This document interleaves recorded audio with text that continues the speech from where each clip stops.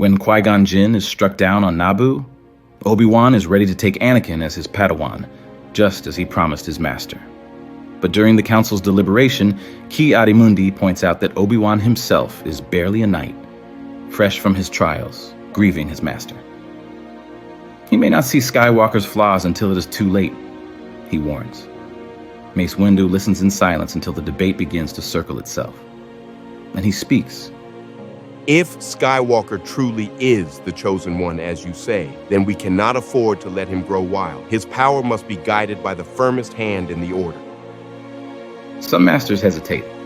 Mace is known for his strict discipline, his absolute adherence to Jedi principles. Training a boy like Anakin under such rigidity could break him. But Mace insists. If he cannot withstand the discipline of the Order, he will never survive the temptations outside it. After hours of debate, the Council reaches a compromise. Obi-Wan will complete Anakin's initial introduction to the Temple, but his formal apprenticeship will be under Mace Windu's direct supervision. When Mace delivers the news to Anakin, the boy is confused. "I thought Obi-Wan would train me," he says. He would, but the Council has decided otherwise. I will teach you and I will watch you. If you are to become a Jedi, you must learn control. From this moment forward, you answer to me.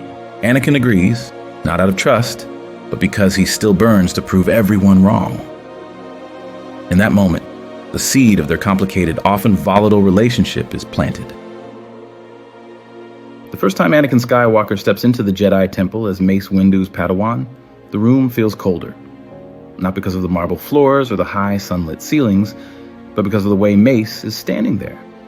Still as a statue, hands folded behind his back, eyes sharp enough to cut steel. Your training begins tomorrow at dawn. Mace says. No welcome, no smile. Just a command.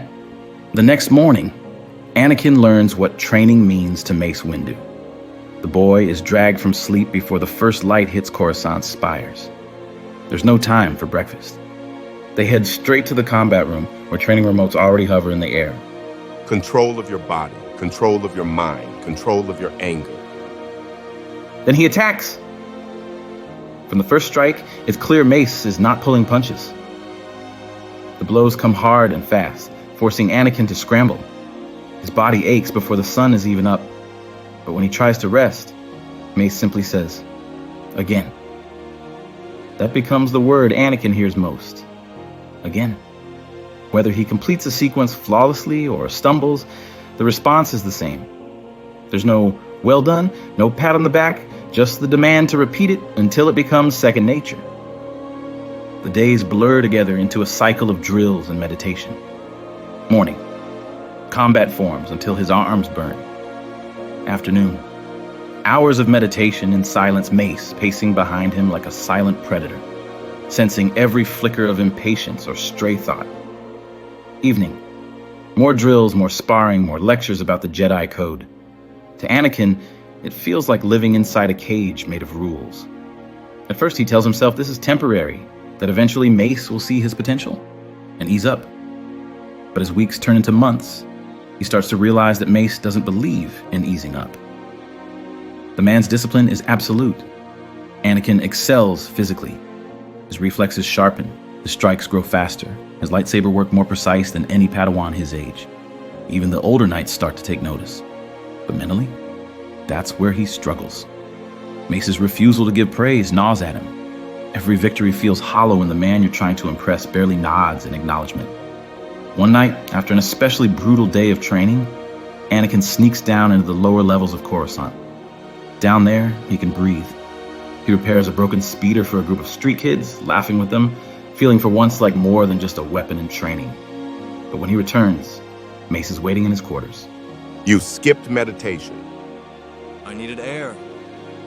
Freedom is not found in avoiding discipline. It's found in mastering yourself. Anakin doesn't reply, but his jaw tightens. In his mind, he hears a different translation. You will never be free as long as you are mine. The tension builds slowly, like pressure in a starship hull.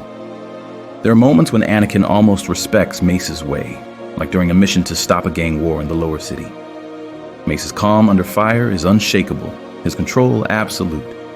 They disarm the gang leaders without killing anyone, and Anakin sees firsthand how discipline can end a fight without bloodshed. But there are also moments that make him want to scream. On a mission, when they corner a pirate who has been selling weapons to separatists, Anakin goes for the killing blow. Mace blocks it. We take him alive. Oh, but he'll escape again. Then we will catch him again. Mace replies, as if it's the most obvious thing in the galaxy. To Anakin, it feels like weakness. To Mace, it's the Jedi way. Months turn to years. The boy who once dreamed of adventure now dreams of something else. A life without chains. He imagines battles where no one tells him to hold back. He imagines victories that aren't slowed down by politics and procedure. But most of all, he imagines what it would be like to be seen not as a dangerous responsibility, but as the galaxy's greatest hope. The Council had given him to Mace to keep him in check. What they didn't realize was that the harder Mace tried to chain him, the more Anakin would want to break free. And somewhere, deep inside, that desire starts to feel less like impatience and more like hunger. The day Mace Windu decides Anakin is ready for Vapad, there's no ceremony, no formal announcement, just a quiet summons to one of the temple's private training halls. When Anakin arrives, Mace is already there, his lightsaber ignited, the purple glow washing over his face. Form 7 is forbidden to all but the most disciplined Jedi. Most who learn it fall. Anakin's pulse quickens. He's heard whispers about Vapad, the most aggressive, dangerous lightsaber form ever developed. It's said to walk the edge of the dark side without crossing it. I'm teaching you this because the galaxy will throw enemies at you that mercy will not stop. But hear me, Anakin. Vaapad is not your release. It is your chain. Break that chain and it will destroy you. From the first drill, Anakin feels the difference. Vapad is not like the other forms. It flows like lightning. Fast, unpredictable, lethal. But more than that, it feeds off something deep inside him. His frustration, his ambition, even his anger. Mace pushes him hard, forcing him to channel every flicker of emotion into precise strikes. Feel the darkness, but do not let it touch you. You are the storm, but you are also the eye. For the first time in his training, Anakin feels alive. No more forcing himself to bury every emotion. No more pretending his passion is weakness. In Vapad, those feelings make him stronger, faster, more dangerous, and he loves it. Then, the test comes sooner than expected. A separatist offensive on Ryloth has trapped thousands of civilians in the city of Nabat. Anakin and Mace are sent to lead the liberation. But when they arrive, they find the streets already burning.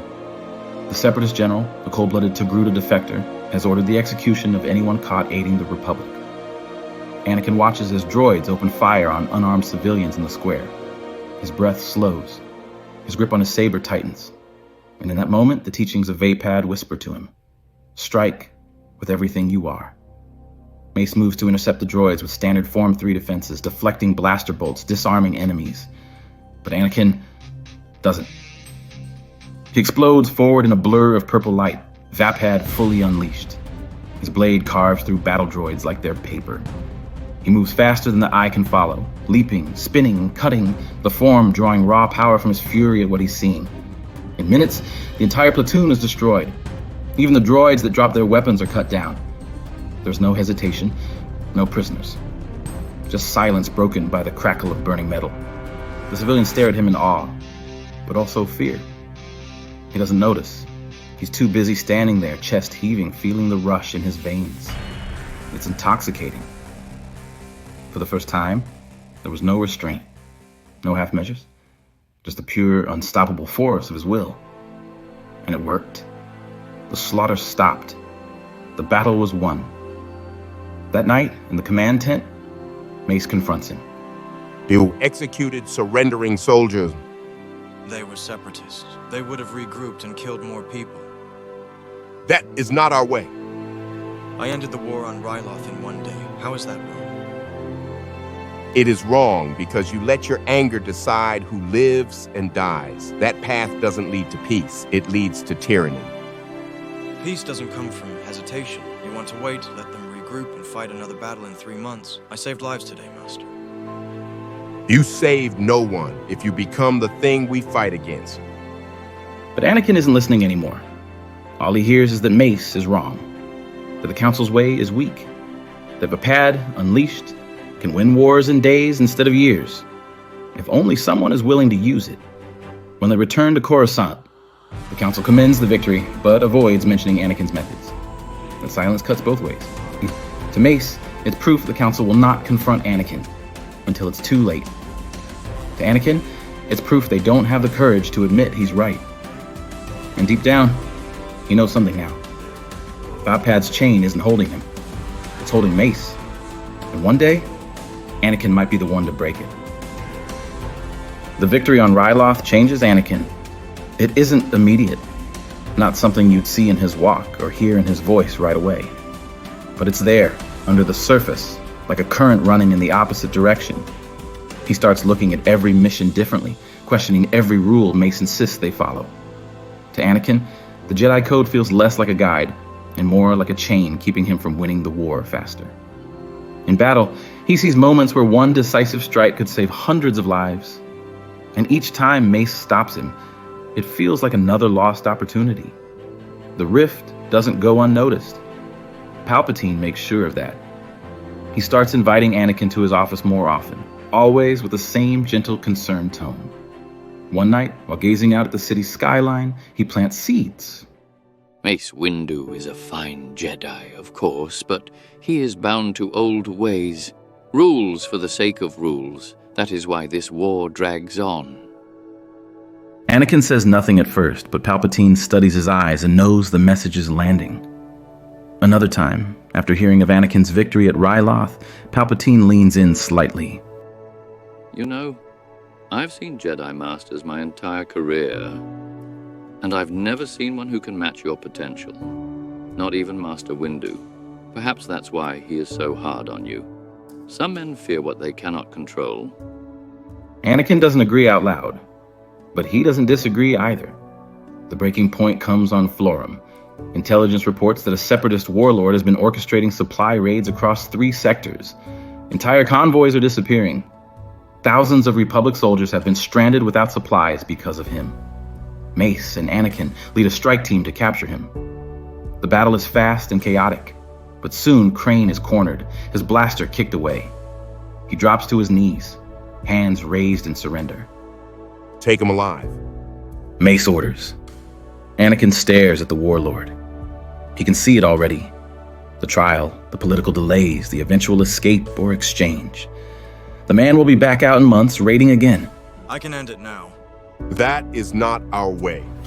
Our way doesn't work. And before Mace can stop him, Anakin drives his saber straight through the warlord's chest. The silence afterward is heavy. Mace doesn't even speak to him on the flight back to Coruscant. When they land, he heads straight to the council chambers. Anakin doesn't mean to eavesdrop, but when he approaches the door, he hears his name. He's becoming dangerous. Ryloth was the first warning. Florum confirms it. He's getting out of control. He's letting his anger dictate his actions. Yoda's voice follows, slow and thoughtful. Strong he has become.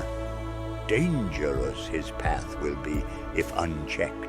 I recommend he be removed from combat duties until we can be sure he's not a threat to the Republic or to the Order. Anakin stands there, tight. It feels like a punch to the gut. Not because of the words, but because it confirms what Palpatine had been hinting at for months. Mace doesn't trust him. Maybe never did. By the time the council meeting ends, Anakin is gone. He doesn't confront Mace right away. He doesn't shout, doesn't demand answers. Instead, he buries the betrayal deep, letting it smolder. In his mind, every order Mace ever gave now has a new meaning. Every withheld compliment, every criticism, every extra hour of training. All of it was because Mace feared him, not because he wanted to help him. Palpatine's words replay in his head later that night. Some men fear what they cannot control. Anakin looks out at the endless lights of Coruscant and wonders if maybe the Chancellor is right. Maybe Mace isn't preparing him for greatness. Maybe he's holding him back from it. The seed is planted. And like all seeds, it will grow. But this one, Anakin knows, won't bloom into anything the Jedi would recognize. Until next time, remember, each story is but a spark in a galaxy full of endless possibilities. Like, subscribe, and stay tuned, and may the Force be with you always.